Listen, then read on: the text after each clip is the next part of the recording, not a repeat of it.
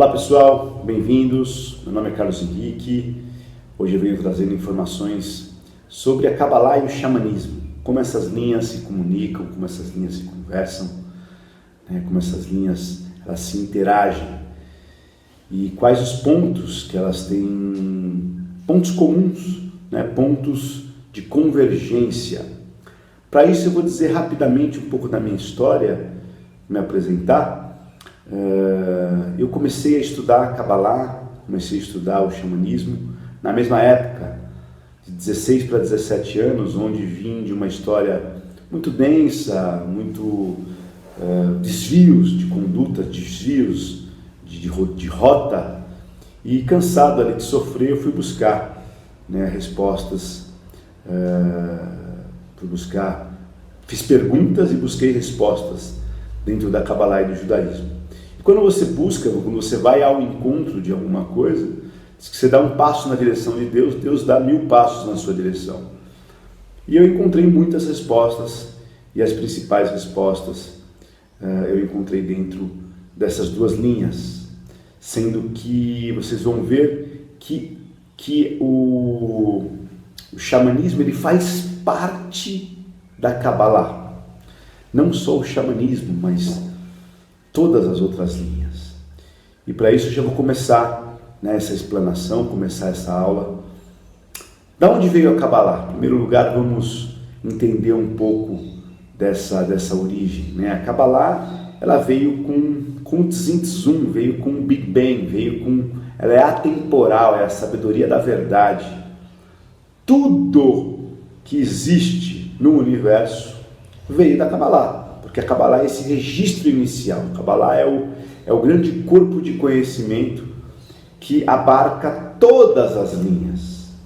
Então, estudando com o meu mestre, certa vez eu estava discorrendo sobre os seres que habitam as zonas umbralinas, sobre processos de obsessão, sobre processos... E eu fiquei perplexo, porque o meu mestre ele me deu uma aula sobre processos de desobsessão, sobre esses seres que habitam as profundezas da Terra, seres que habitam a Terra, a crosta terrestre, seres angelicais, os arcanjos, os tronos, E eu fiquei muito entusiasmado, porque eu disse, o que não tem na Kabbalah? Foi quando aí eu comecei a aprofundar e entender que a Kabbalah é esse corpo profundo de conhecimento, esse corpo profundo de saber. Não existe nada que não pertença a essa sabedoria, porque ela é atemporal, ela é a primeira, ela é a matriz, ela veio com a criação do universo. É como se fosse um registro, um livro que contenha todos os registros de como funcionam as dimensões, de como funcionam os mundos. Então, dentro dessa estrutura chamada árvore da vida, que é o DNA cósmico do universo, nós temos os mundos, nós temos os planos existenciais, nós temos os níveis da sua alma, Você tem os níveis mais baixos, como Nefesh, como você vai subindo os níveis da sua alma, você vai tendo conexões com outros mundos e outras sensações, como Rua, como Neshama, como Hayá e Hidá. São níveis que você vai ascendendo até chegar nessa união com o Criador, nessa união com o todo.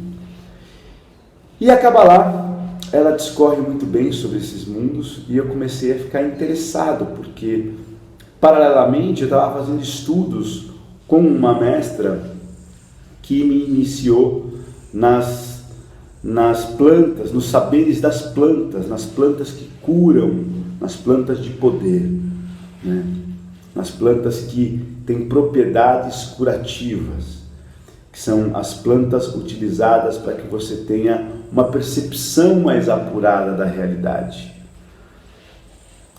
tudo que a gente ingere, tudo que aquilo que a gente toca, tudo que aquilo que a gente sente, ela modifica nosso estado bioquímico. Então, estudando, hoje eu sou expert em dependência química, né? Eu tenho mais de 12 diplomas na área médica. Dentre esses diplomas, eu fui me especializar, né, em dependência química, em fármacos, em o que acontece quando você ingere certas substâncias, como elas alteram os neuroquímicos. E eu entendo que toda situação não é só substância, mas uma situação, uma lembrança, modifica teu meio químico. Então, quando você está sonhando, por exemplo, você está na sua cama, você está deitado, você está tranquilo, mas você sonha que está sendo atacado, perseguido por um monstro, por um inimigo. Você acorda esbaforido, você acorda cansado, você acorda assustado. Mas aquela reação química que você teve no teu corpo, né, de adrenalina, de taquicardia, né, de vasoconstrição, ela foi provocada não por um meio químico de fora para dentro, um alimento, uma planta, uma substância, mas por uma emoção, por um pensar, por um sentir. Então, os teus sentires, os teus pensares, eles alteram também o seu estado psíquico. E lá no xamanismo, eu fui começar a estudar isso, como que uma lembrança, como que as plantas, como que as lembranças vão afetando a gente, como as músicas, né? Você está dentro de um ritual, uma música pode te levar para um estado de consciência expandida, por que não dizer alterada. Você pegar, por exemplo, o giro sufi, as pessoas giram e caem em êxtase. Então é um estado provocado também por um giro, onde seu líquido, né, do labirinto amniótico vai ficar girando, vai ficar nesse torpor, nessa espécie de embriaguez, e você vai entrar num outro estado de consciência, num outro estado de frequência de percepção. Então isso sempre me intrigou, sempre me fez muito curioso, né? E eu fui adentrando nesses mistérios. Vamos falar um pouco de algumas diferenças, né? Eu vou seguir um roteirinho. Então, quem foram os primeiros cabalistas e como que o xamã acessou também essas chaves de conhecimento? Os primeiros cabalistas, eles entraram em contato com esses saberes, com esse arquivo, vamos dizer assim, com esse banco cósmico de informação, pela meditação. A meditação, ela é um estado onde você sai da frequência de beta e vai para alfa, para teta, para delta, para gama, né? Você altera seu estado de consciência e altera seu estado de percepção. É como um rádio que tem uma frequência X. Quando você capacita ele com uma antena superior, com uma antena melhor, ele começa a pegar outras frequências. E dentro dessas frequências que ele pega, o que acontece? Há uma amplitude, há outras coisas que acontecem, outras percepções, outras visões. O nosso rádio, o nosso corpo, o nosso veículo, também é capaz de captar infinitas frequências, infinitas ondas, infinitos mundos que existem. O cabalista, ele foi meditar, ele, por um processo de verificação e de merecimento e de autolapidação, ele foi buscar esses registros e ele captou desses bancos cósmicos de informação tudo aquilo, os registros da formação, do mundo da criação, do mundo da formação, do mundo da ação, do mundo da emanação. Todos os mundos têm regras, têm normas, têm leis que são espirituais. O cabalista, ele saiu dessa dimensão física e ele foi buscar. O xamã também é uma alma que por merecimento, que por busca, pelas inclinações corretas que ele já havia trazendo, já tinha ele foi buscar esses registros. Para o judaísmo, para a Kabbalah, a palavra Elohim, que é o nome de Deus, tem um valor numérico. Tudo no judaísmo, tudo na Kabbalah, a gente faz essa brincadeira, vamos dizer assim, uma brincadeira séria, de fazer um jogo chamado Gematria, que é a numerologia cabalística. Quando a gente encontra o mesmo valor numérico de uma palavra, duas palavras com o mesmo valor numérico, é sinal que elas têm a mesma natureza, a essência é parecida, é similar, se não análoga. Então, quando você põe a palavra Hateva, que é natureza, e Elohim, comparando ambas, você vai encontrar um valor numérico 86, que é o valor numérico de Deus, vamos dizer assim, dessa entidade criadora, co-criadora, e da Hateva, que é a natureza. Quando você se aproxima da natureza, você se aproxima de Deus. Então, o homem, ele está dessa forma, ele está muito doente, porque ele esqueceu a inteligência da terra, a inteligência da natureza. O xamã é aquele que também saiu da frequência mundana e consegue conversar com outros seres, consegue entender que a vida é um processo espiritual e que nós estamos aqui para uma passagem, para um aprendizado, para uma verificação, para uma autolapidação, para uma correção maior, que os cabalistas chamam de tikkun. Tanto o xamã quanto o cabalista, eles entendem esse processo de evolução aqui na Terra. E sabem que nesse processo evolutivo, a gente é visitado por outros seres. O mundo espiritual, ele está intimamente entrelaçado com o mundo material. Então, se a gente quiser compreender as leis da matéria, a gente tem que entender que a matéria é uma parte desse todo. É uma parte dessa cadeia evolutiva. A Kabbalah versa sobre isso, o xamanismo versa sobre isso. Eu vou discorrer um pouco sobre esses estados alterados de consciência, que a gente chama de transe ou de expansão de consciência. O que é transe? Transe é conhecido como um estado expandido, alterado.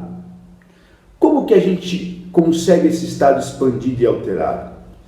De duas formas, pela espiritualidade, que você amplia a tua percepção e entra em outras ondas, como eu disse a você, em outras frequências, Beta, você está num padrão vibracional, numa frequência do seu cérebro.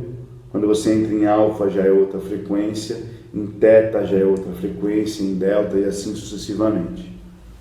Esses estados podem ser provocados, por exemplo, pela meditação, pelo giro sufi, pelas plantas de poder, pela dança, pela reza, e muitas maneiras de se entrar nesse estado. E as drogas também compõem, também trazem essa possibilidade de entrar nesses estados de consciência, porém ela queima o seu aparelho. Aí está a diferença entre as plantas de poder que são utilizadas pelos xamãs, pelas plantas de poder que eram utilizadas inclusive dentro do templo sagrado, pelos cabalistas. que eram plantas que não tinham malefícios. A droga, ela acaba com o seu aparelho. Reich, William Reich, que foi uma grande persona, dentro da área da psiquiatria, da psicologia, ele dizia o seguinte, que a droga, ela te apresenta outras dimensões, te apresenta os portais da mente, mas ela não permite que você explore. E quando você volta desse estado alterado, a porta está fechada. E cada vez você precisa usar mais droga para tentar chegar naquele estado que você não vai aproveitar e não vai usufruir, porque você não vai poder trazer essas informações para o mundo da matéria. Enquanto que os estados verdadeiros de expansão de consciência te permite não só adentrar nesse fluxo, mas trazer esse conhecimento que estão nessas camadas evolutivas para o teu dia a dia. E olha que interessante, a droga queima tecido nervoso, ela queima seu aparelho, ela vai acabar com a sua vida. E as plantas de poder, elas não queimam tecido nervoso. Mas o que é uma planta de poder? Por exemplo, a babosa é uma planta de poder, é uma planta altamente curativa, As plantas, elas têm um poder, toda planta tem um poder. Se tomar um chá de camomila forte, tem um poder, uma planta de poder, ela vai te acalmar, Se tomar um chá de nim, de boldo do Chile, tem um poder, vai depurar, vai limpar teu fígado. Então as plantas, os frutos, tudo tem um poder, mas as plantas de poder, elas facilitam esse ingresso no mundo, no mundo atemporal, no mundo espiritual. E elas devem ser utilizadas com muita parcimônia. Eu vou discorrer um pouco sobre elas. Então esse estado espiritual que você vai encontrar, esse estado de transe, de alteração, ele vai ser encontrado, vai ser buscado de diversas maneiras. O xamã, ele constrói, quando ele vai fazer a conexão com o divino, ele constrói o quê? O seu altar, o seu templo, como os budistas, como os xamãs, como os sacerdotes no templo sagrado. Então, cada elemento que compunha o templo sagrado era um elemento, era uma ferramenta que, junto com outra ferramenta, compunha este aparelho de intercomunicação. Eu lembro que uma vez no Globo Repórter estavam entrevistando um xamã que ia dar um nome para uma criança que ia nascer.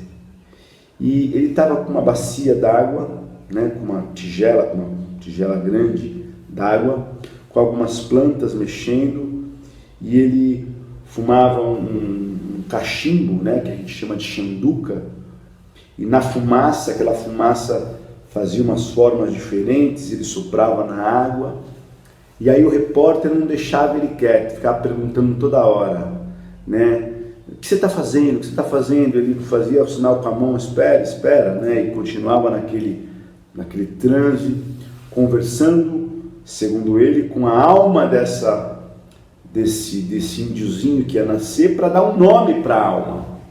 E aí, num dado momento, tanto o repórter ficar perguntando para ele, ele diz assim: espera um pouquinho, você está interrompendo a ligação. É como o teu celular não fala do outro lado do mundo. Isso aqui é o meu celular. Eu estou falando com o mundo espiritual e você está tentando interromper a minha comunicação, a minha ligação, para saber que alma que está vindo, que alma que está nascendo, qual é o nome dessa alma, quem é ela, qual a missão dessa alma, está ligado ao nome dela. Olha que interessante. Ele foi buscar no mundo espiritual conhecer. Antigamente, quem dava um nome para o filho eram os sacerdotes, ou o pai e a mãe, quando estavam nesse nível de saber, de expansão de consciência, que traziam um nome. Na Kabbalah não é diferente, meu amigo. Na Kabbalah, quem dá o nome é o sacerdote, é o rabino, que conversa com essa alma. É um castigo você ter um nome e o nome não corresponder à tua missão de vida. Então tem muito José que chama Marcos, tem muito José que chama Michael, por causa do Michael Jackson. Tem muito João que chama Jordan, por causa do jogador de basquete. Tem muito anyway, né? Muitos nomes trocados, e esses nomes trocados interferem no teu destino.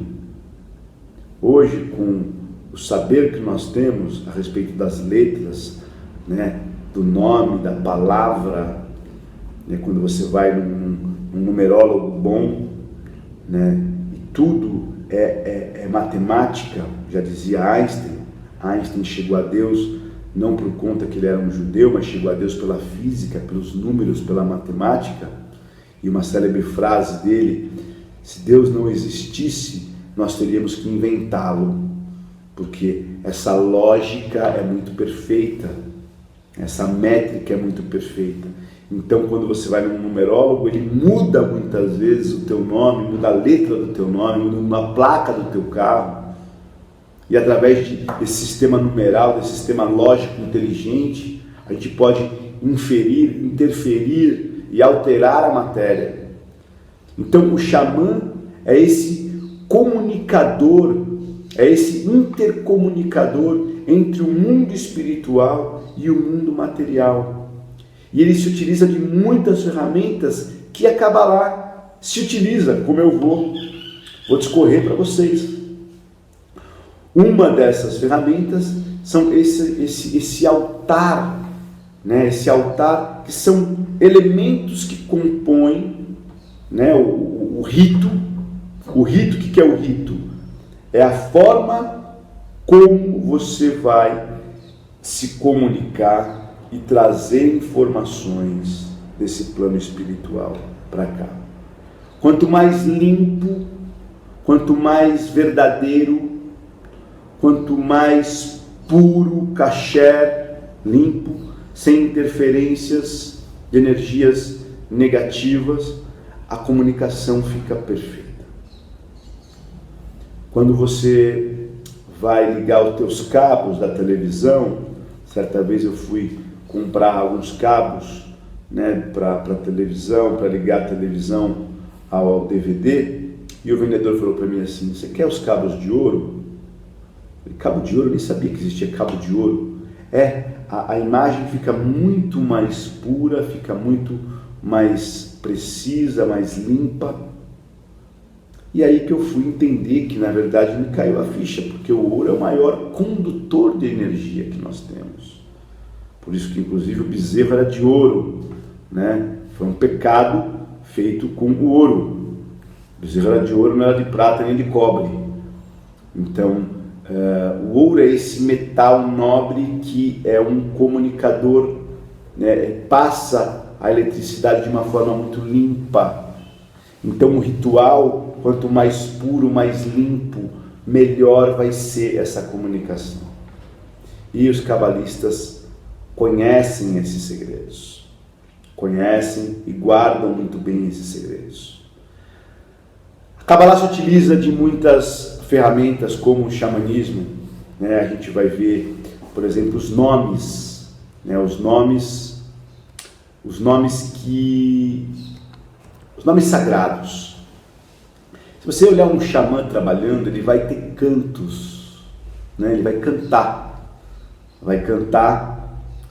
para ajudar você a entrar nesse estado de percepção e você aflorar a sua cura. Ele vai te dar ervas para que você possa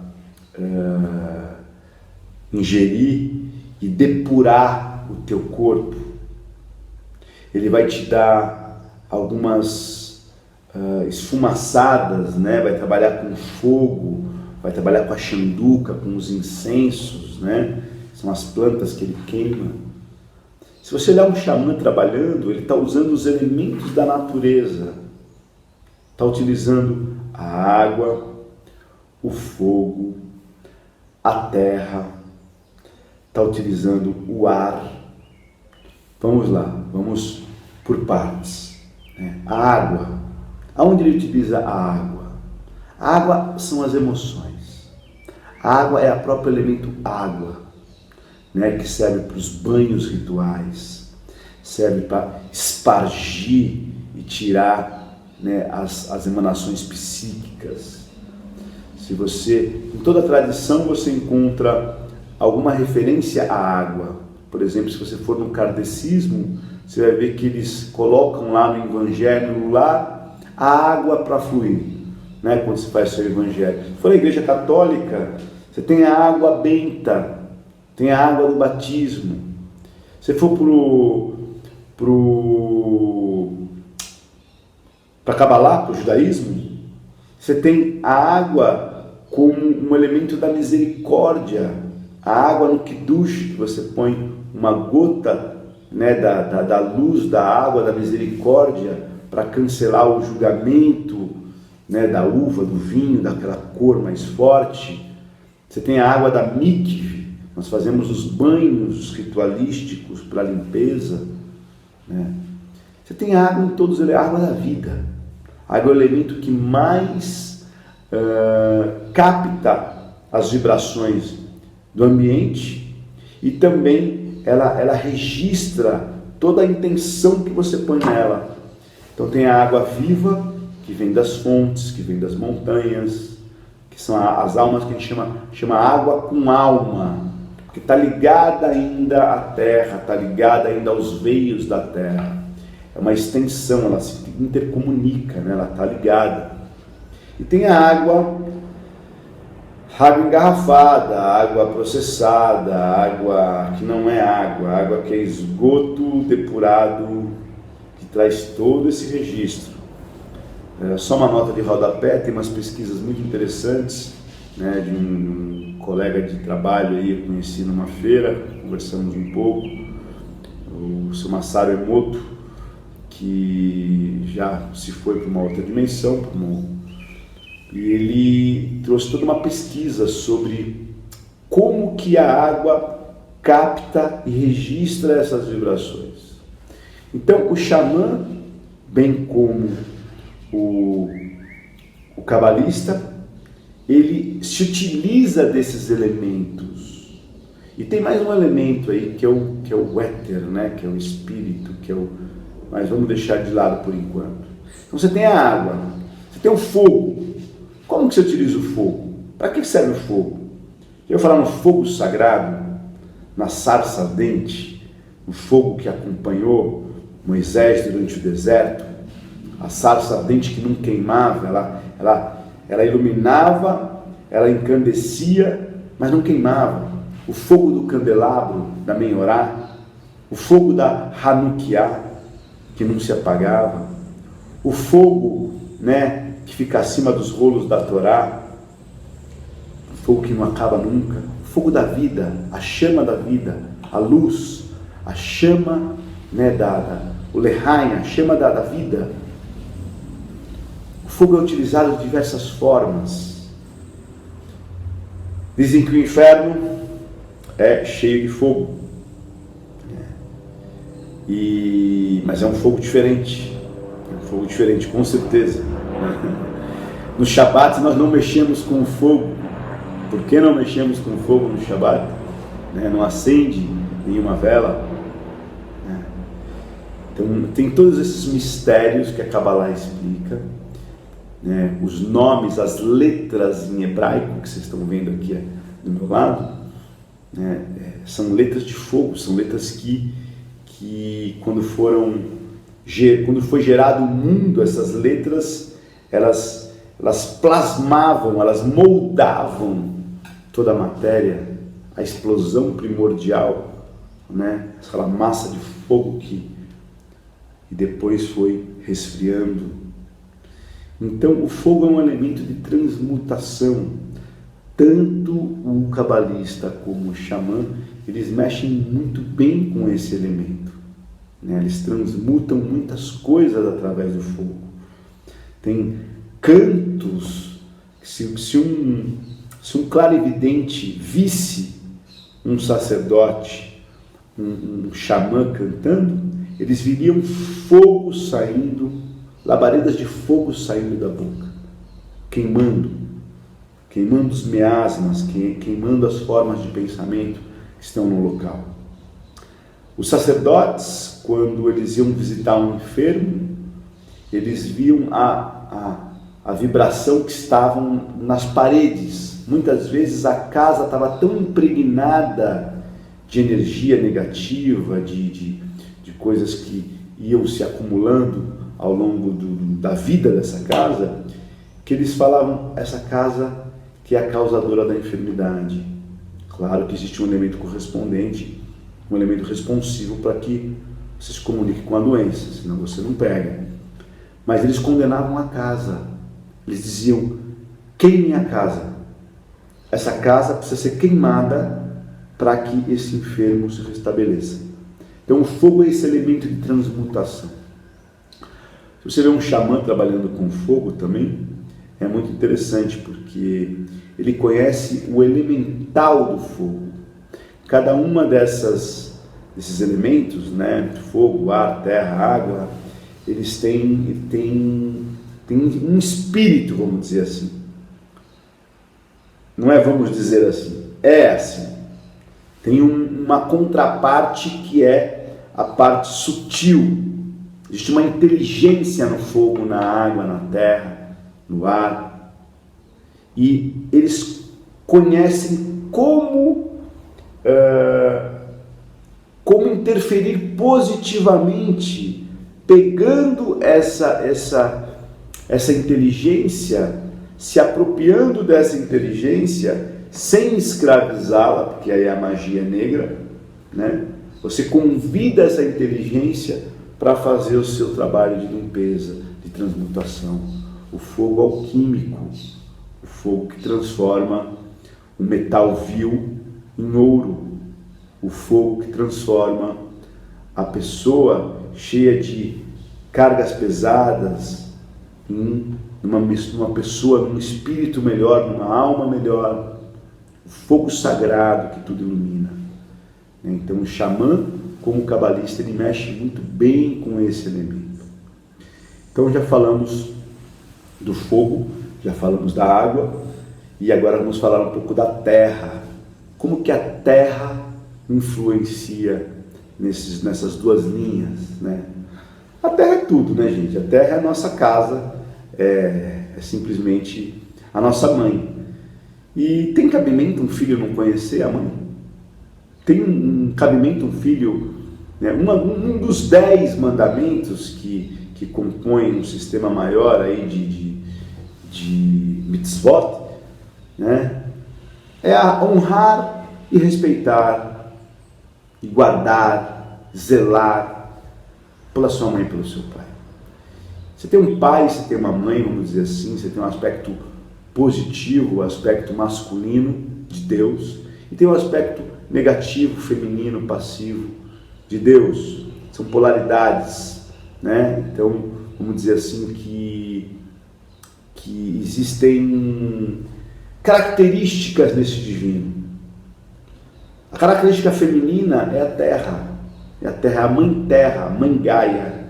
Então eu preciso ser íntimo da minha mãe, eu preciso conhecer, porque a mãe sempre quer o nosso bem, ela vem sempre com um chazinho. Filho, toma um chazinho, você está meio abatido. Aí você fica bem quando você toma esse chazinho. Ela sabe o que te dá, ela sabe dar o carinho para você, ela sabe aquela palavra que te toca, né? Então a mãe é esse sinônimo de maternagem, de amor, de compaixão, né? O pai já é mais duro. O pai são as forças celestiais, né? São as forças que são disciplinadoras, vamos dizer assim. Ele é duro se você sai da linha, mas se você andar na linha, o pai é provedor, né? Existem... É como um pai mesmo, é um estereótipo, vamos dizer assim. O pai sempre está ali amoroso, carinhoso, cuidando, provendo e tal, mas se você sai da linha, o que ele faz? Ô, que é isso, menino? Vai ficar de castigo. É o pai que coloca, né, ordem na casa. Que dá o trovão aqui, faz sacudir o céu e a terra. Fala, chega com isso, para com isso. Né? Tem regra, tem disciplina. Então, a terra, o aspecto feminino, nos dá o quê? Muitos remédios, como uma mãe. Uma mãe, ela sempre quer dar. Dá muitos remédios, né? Tem muitos elementos que vivem na terra, muitas plantas, muitas ervas, né? O pó da terra. Viemos e voltaremos para o pó da terra. Né? A terra, ela é esse berço e é o túmulo também do corpo. Enquanto nós não aprendermos ainda a transmutar o corpo em éter, em espírito, como muitos iniciados vieram ensinar, e que esse conhecimento ficou perdido, mas esse é assunto para uma outra aula, como Enoque, Elias, Moisés, todos os sábios da Kabbalah, eles transmutaram Jesus, o Cristo. Eles não morreram, eles transformaram o corpo em luz, né? Eles conseguiram transcender. Enoque foi arrebatado em carne, né? O Cristo, Jesus que é portador da consciência crística, também fez isso. Então isso é um outro processo, onde nós não precisaríamos da terra como esse elemento transformador. Mas a terra é esse elemento que é um polo que puxa a negatividade. Por isso que a gente fala assim, vai abraçar uma árvore, vai pôr o pé no chão, você está muito nervoso, tira seus sapatos e pisa no chão, meu filho. Abraça você precisa ficar mais em contato com a natureza, vai tomar um banho na cachoeira, pra você se limpar, né? Os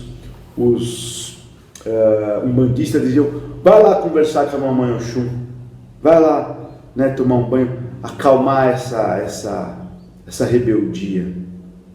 Então, a natureza, a terra, ela tem essa função de tirar essa energia densa, essa energia, ela transforma, né? A terra é esse elemento que a gente dá uma semente para ela nos dá uma árvore, né?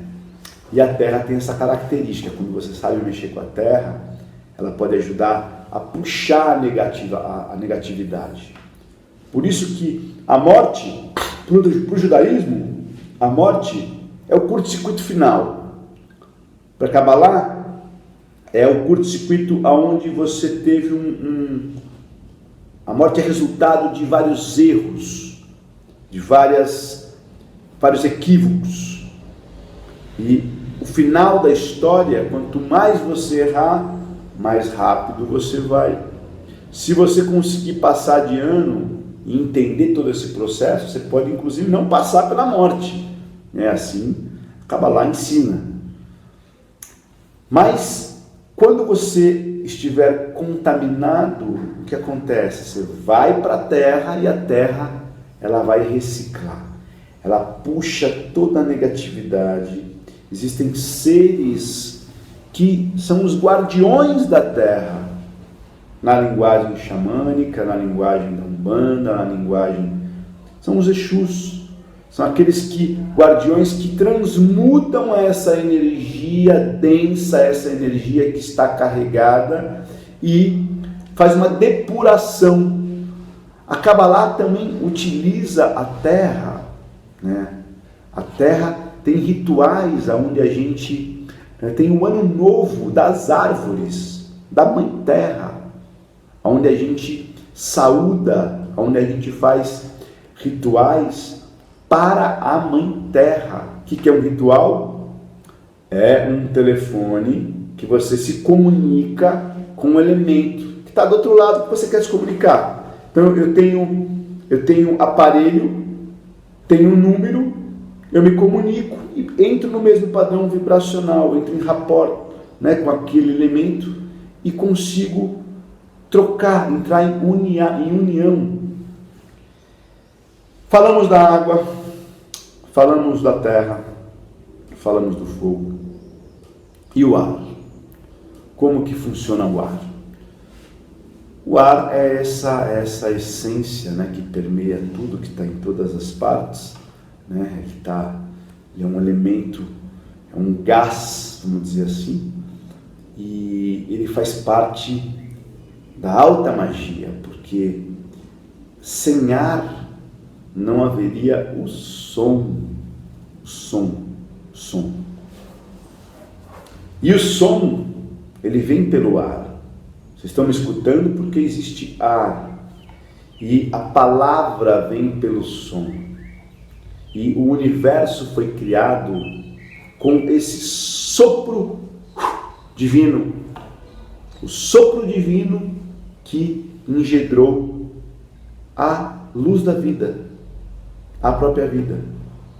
Então, a palavra bendita, a palavra maldita, mal pronunciada, lashonará, lashonatov. Tanto os cabalistas quanto os xamãs conhecem muito, mas muito bem essa ciência das palavras. A palavra, ela cria a realidade. Por exemplo, os nomes de Deus aqui que vocês estão vendo aqui atrás, né, são nomes que são palavras, são nomes que criam uma realidade. Lá no princípio, em Bereshit, na Gênese, o que diz? Que Deus disse, faça-se a luz se fez presente. Foi pelo verbo, o verbo criou. Então, quando você, fica a dica aí, quando você começa a proferir palavras negativas e começa a dizer, a vida está difícil, né?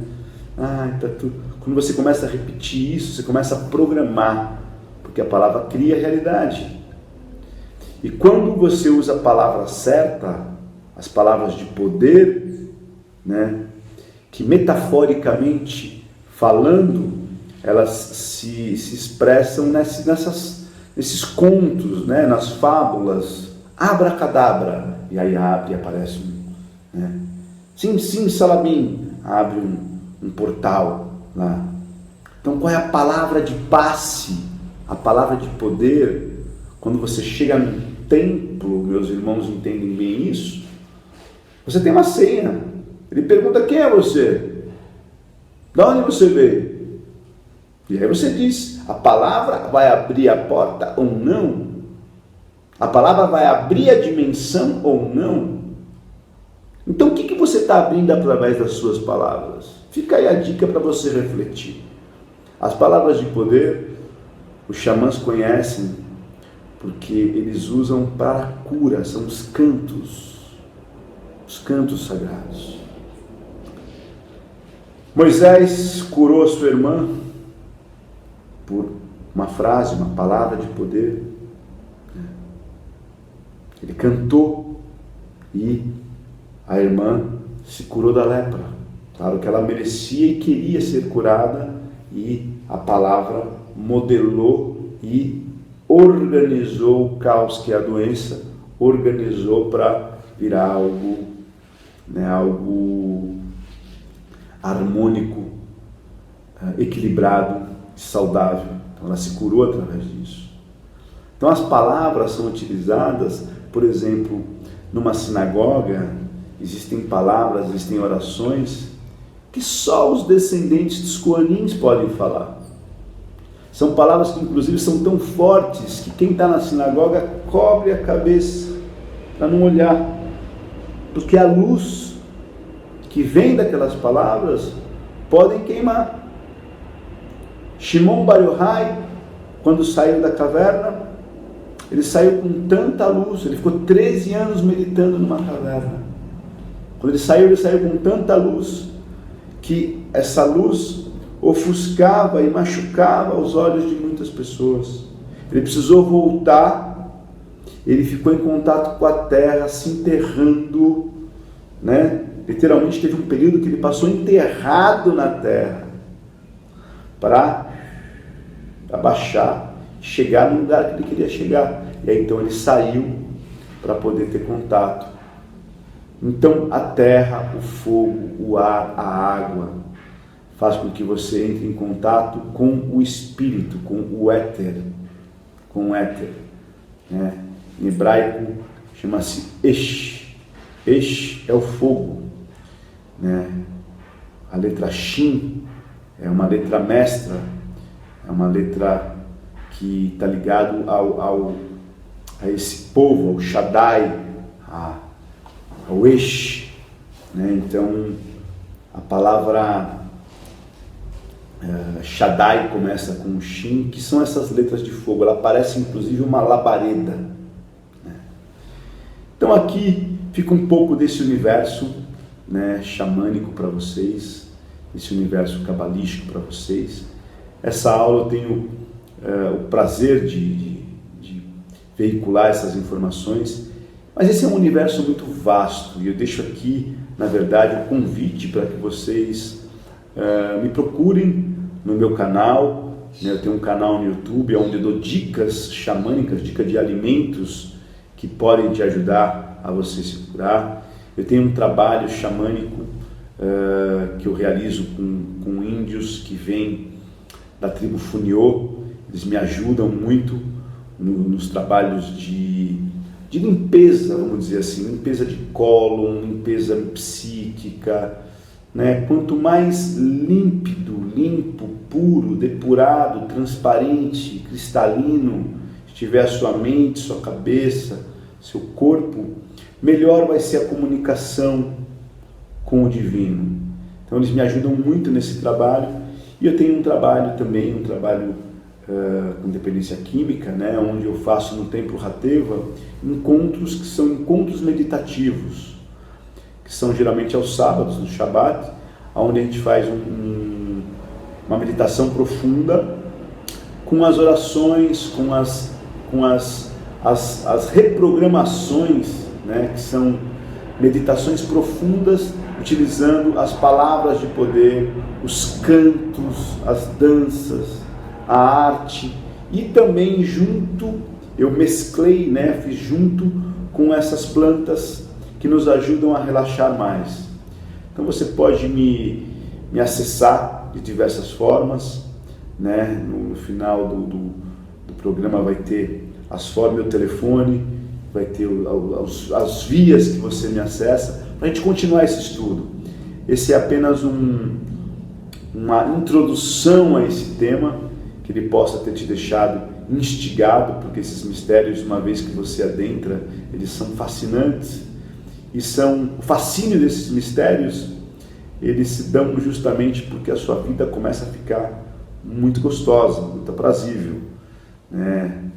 Tanto o xamã quanto o sacerdote, eles conhecem os segredos da verdade, a verdade que é atemporal, que não é nem a minha verdade, nem a sua verdade, que nós estamos falando de leis espirituais. Então, quando você segue essa verdade, né, esse fluxo, vamos dizer assim, a vida começa a ficar muito boa, em todos os sentidos. Você não adoece mais, você não tem problemas financeiros, você não tem problemas de atritos. Os testes vão vir, evidente, mas você está tão preparado que é como se você fosse vacinado, né, antes do teste. Então, quando chega o problema, quando ele se apresenta, você fala: nossa, que oportunidade maravilhosa que eu tenho de testar o meu saber, a minha expertise em relação a esse problema. E você vê aquele obstáculo como um trampolim, como uma mola de propulsão para que você alcance um estado superior. Eu espero que vocês tenham gostado e até a próxima. Shalom. Fiquem com Deus.